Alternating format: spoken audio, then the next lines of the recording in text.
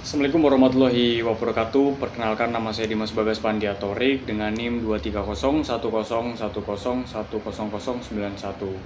Di sini saya akan mengerjakan UAS dari mata kuliah Data Warehouse atau Lab, yang dimana di sini saya akan menjelaskan dari salah satu chapter yang dari ebook yang sudah di-share pada laman Netlink mata kuliah Data Warehouse atau Lab. Di sini saya akan membawakan atau menjelaskan ringkasan dari chapter 9, yaitu Human Resource Management.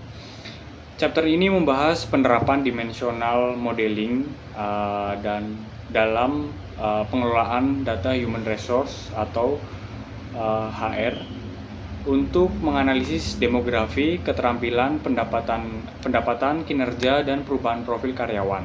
Salah satu komponen utama adalah employee dimension yang menggunakan slowly change dimension atau SCD tipe 2 dengan efektif data atau waktu, lalu expiration date time, dan current raw indikator. Pendekatan ini memungkinkan organisasi melacak perubahan profil karyawan seperti promosi, perpindahan, perubahan jabatan, dan alamat secara historis.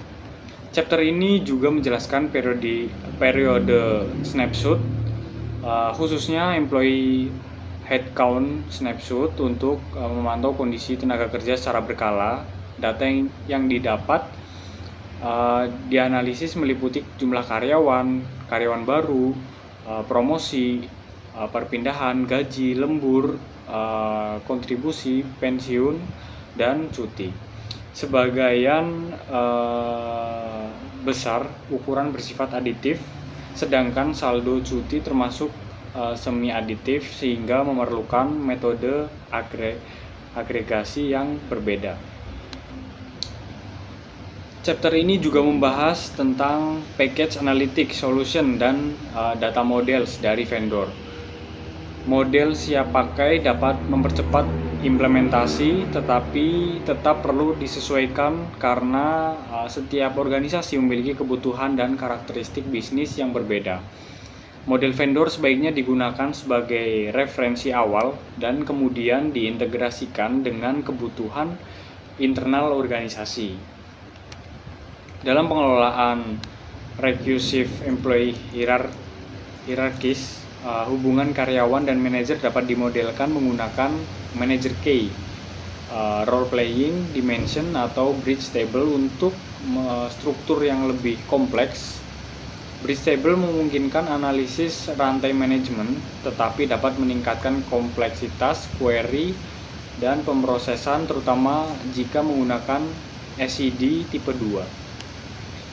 Chapter 9 juga membahas multi-valued skill, keyword, atribut untuk menyimpan berbagai keterampilan karyawan.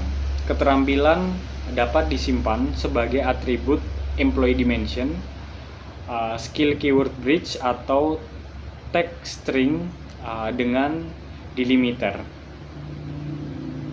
Bridge lebih terstruktur untuk analisis, sedangkan tag string lebih sederhana tetapi memiliki keterbatasan dalam pengelolaan data.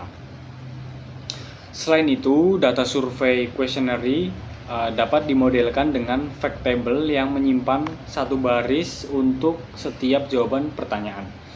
Model dapat menggunakan dua role playing employee dimension, yaitu karyawan untuk memberikan respon dan karyawan yang dinilai serta dimensi survei, pertanyaan respon, dan tanggal.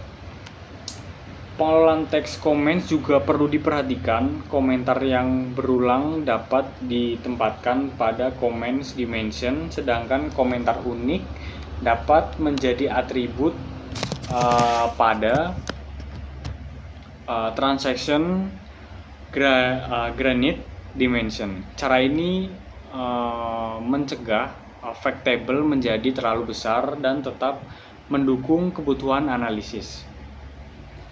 Kesimpulan yang dapat saya simpulkan dari chapter 9 ini yaitu menunjukkan bahwa dimensional modeling pada HR bertujuan tidak hanya menyimpan data karyawan tetapi juga melacak perubahan profil, menganalisis headcount, proses hire, hierarki manajemen, keterampilan, survei, dan komentar. Employee dimension dengan SED tipe 2 menjadi komponen penting untuk menyediakan informasi historis yang akurat dan mendukung analisis hire secara menyeluruh.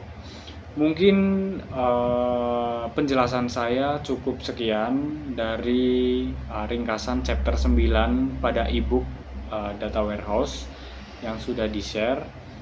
Kurang lebihnya mohon maaf. Wassalamualaikum warahmatullahi wabarakatuh.